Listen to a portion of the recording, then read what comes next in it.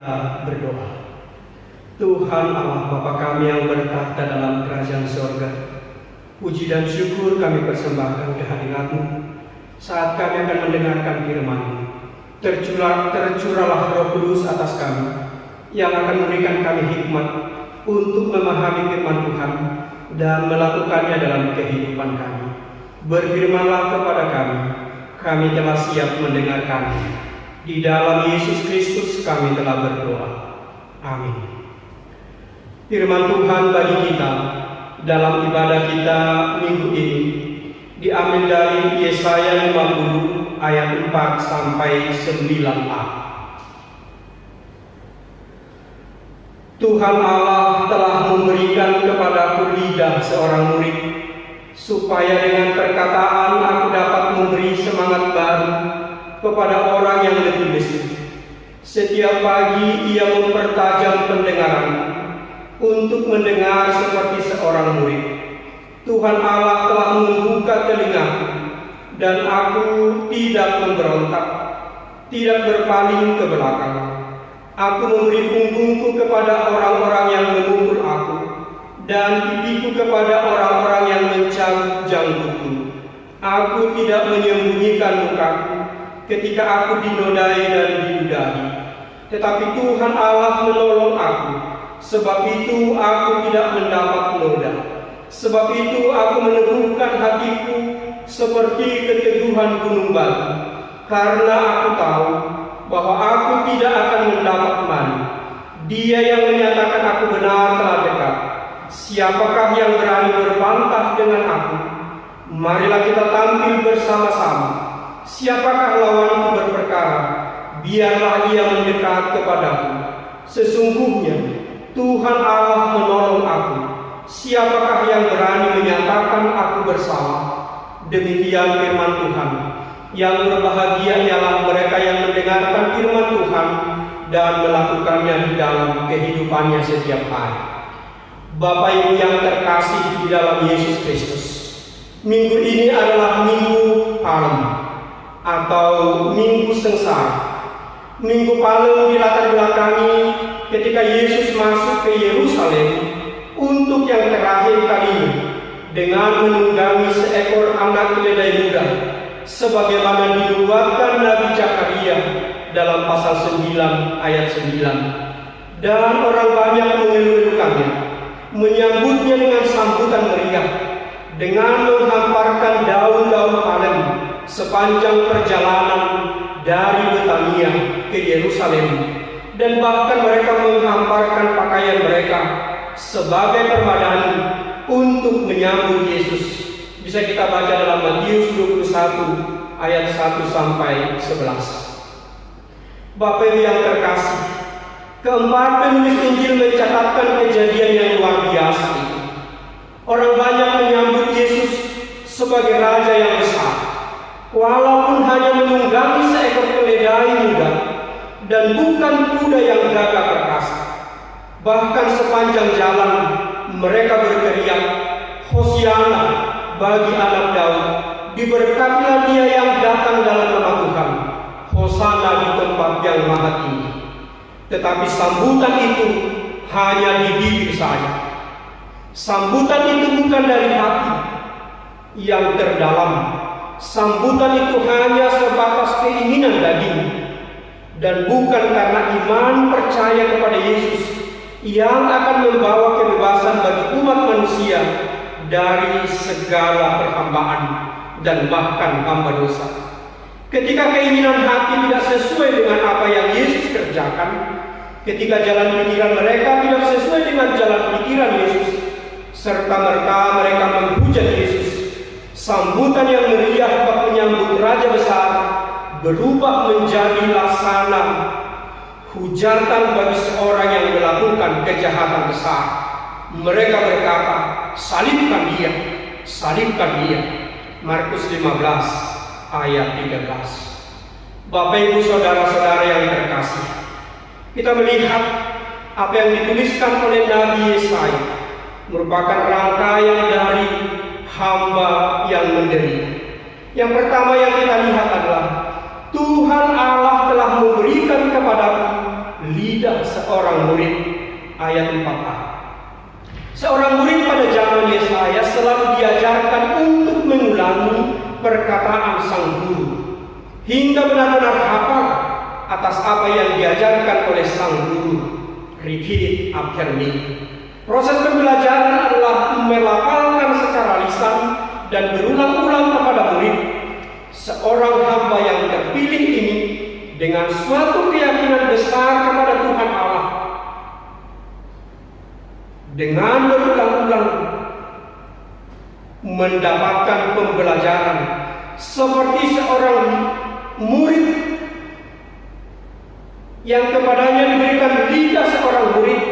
Dengan kata lain bahwa firman Allah telah ditaruhkan ke dalam bibir, lidah atau mulutnya untuk menyampaikan segala kehendak Allah. Lidah adalah salah satu organ tubuh yang terbilang kecil dan tidak memiliki tulang, tetapi lidah dapat berfungsi seperti silet yang tajam yang menyayat dan melukai hati orang yang mendengarkannya jika diucapkan perkataan-perkataan yang tidak baik.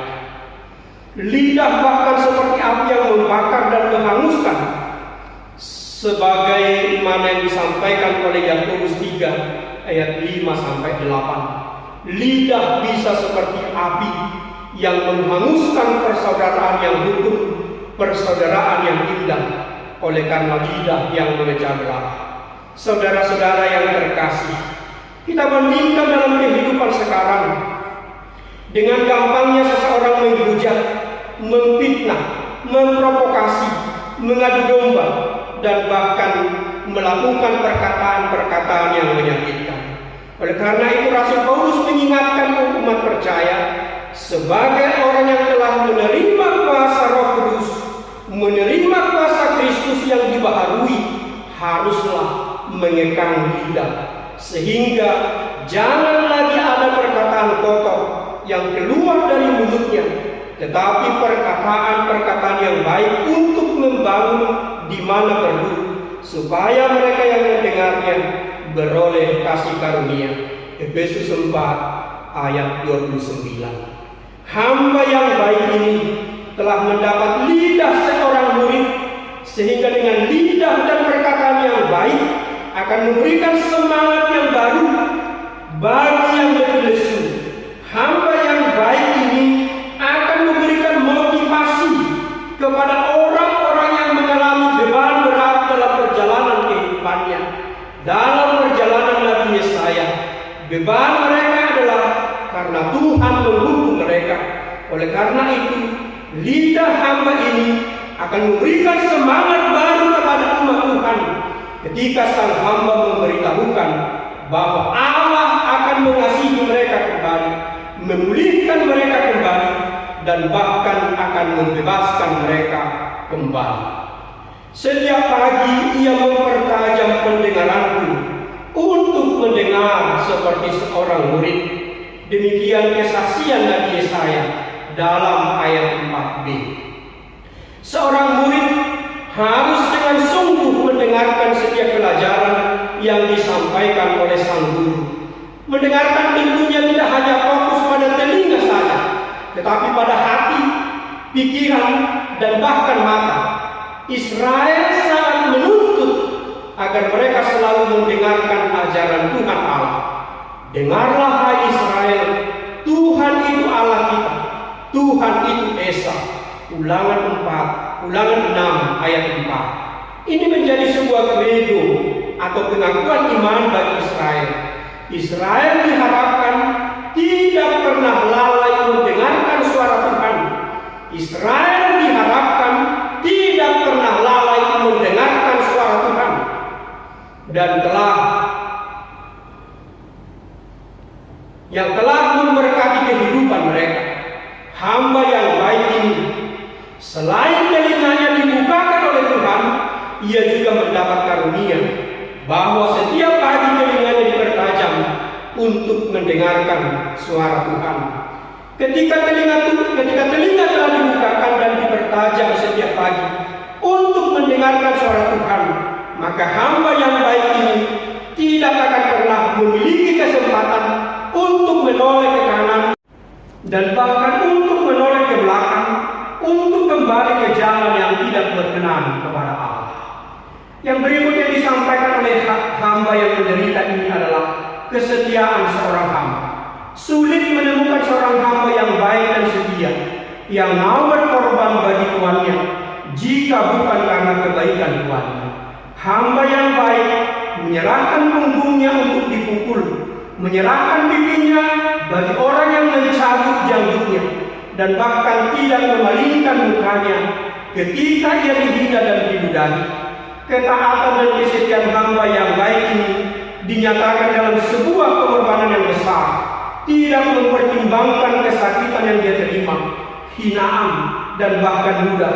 Semuanya adalah karena Tuannya yang sangat baik. Tuhan menolong aku, ayat 7 sampai ayat 9a. Siapakah Tuhan dari sang hamba yang baik itu? Dia adalah Tuhan Allah. Tuhan Allah telah menolong sang hamba dengan membekalinya dengan lidah yang siap menerima firman-Nya, dan telinga yang setiap pagi dibaharui untuk mendengarkan firman-Nya.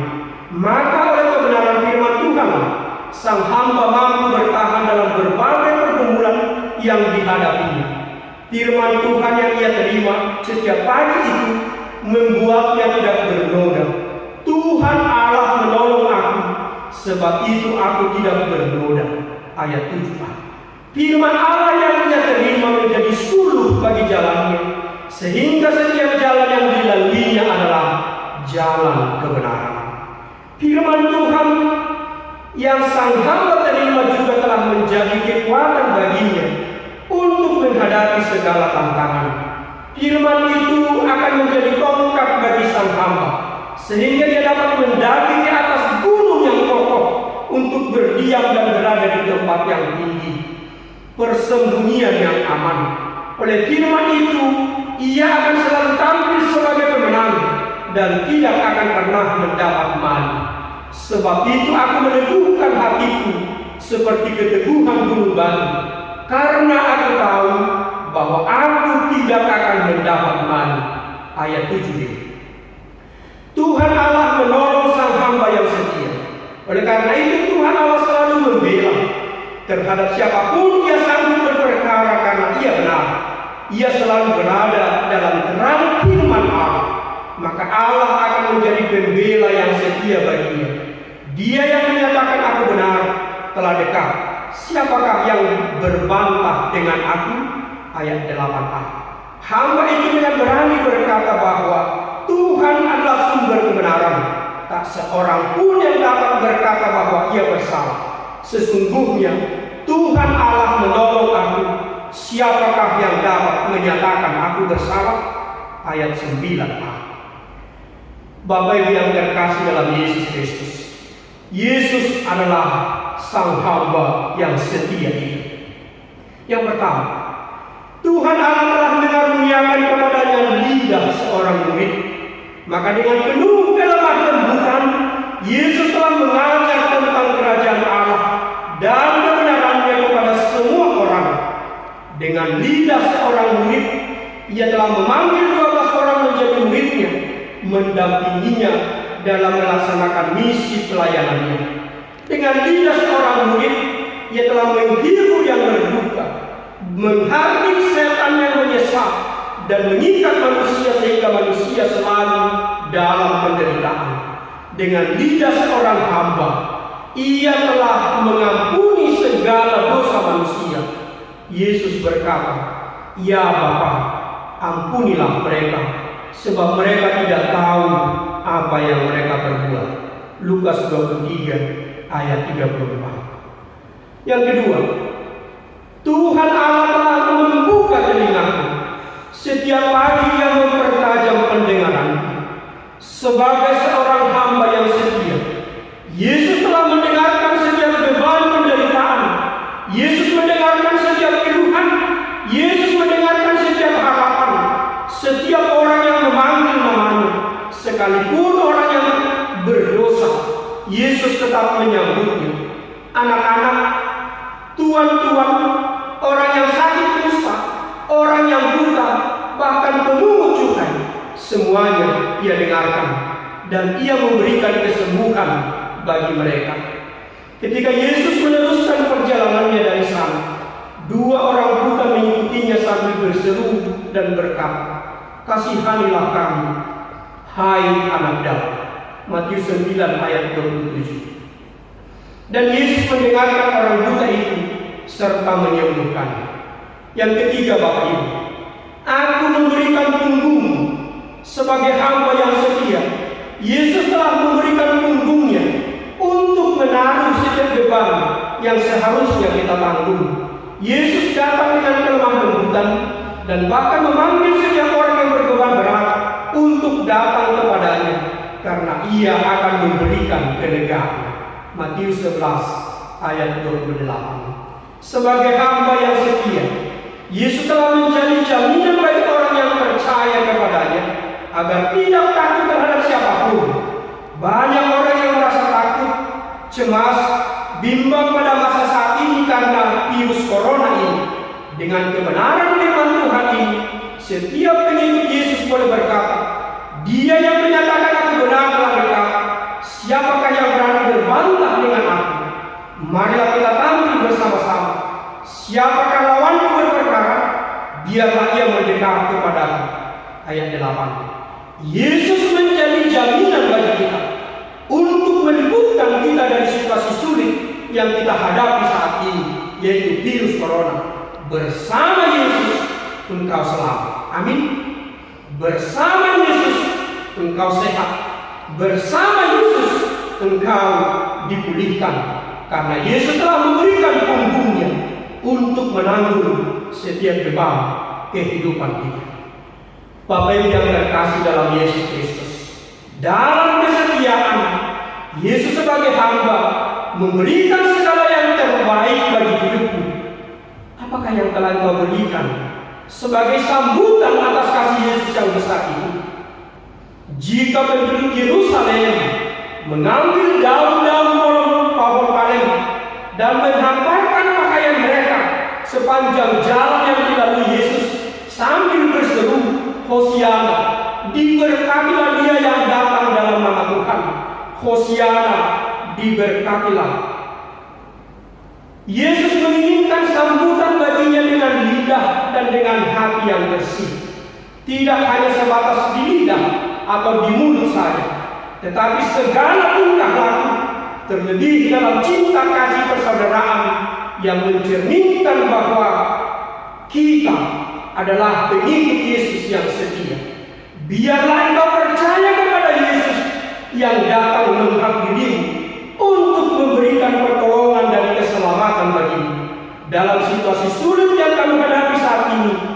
Oleh karena itu, sambutlah Dia dengan puji-pujian, agungkan dan besarkanlah nama Tuhan dengan lidah dan hati yang suci, yang murni. Sebagaimana tema minggu kita hari ini, menyambut Tuhan dengan hati yang bersih. Yesus datang sebagai hamba yang setia untuk mendengarkan setiap bebanmu, untuk memberikan punggungmu terhadap setiap beban, untuk memberikan punggungnya atas setiap beban kehidupan. Sambutlah Dia, maka engkau akan dipulihkan. Sambutlah Dia, maka engkau akan dihidupkan. Sambutlah Dia, damai sejahtera akan dilimpahkannya bagimu. Amin. Mari kita berdoa. Kami sambut Engkau ya Yesus Tuhan kami. Dalam kecemasan, dalam kebimbangan, kekhawatiran, ketakutan kami terhadap virus corona ini, Engkau hadir. Kami tahu Engkaulah Sang Mahatadi yang akan menyembuhkan, memulihkan, memberikan kesehatan kepada kami. Datanglah kepada kami ya Yesus. Kami membuka hati kami, kami membuka lidah dan mulut kami, menyambut Engkau. Diberkatilah Dia yang datang dalam nama Tuhan. Amin.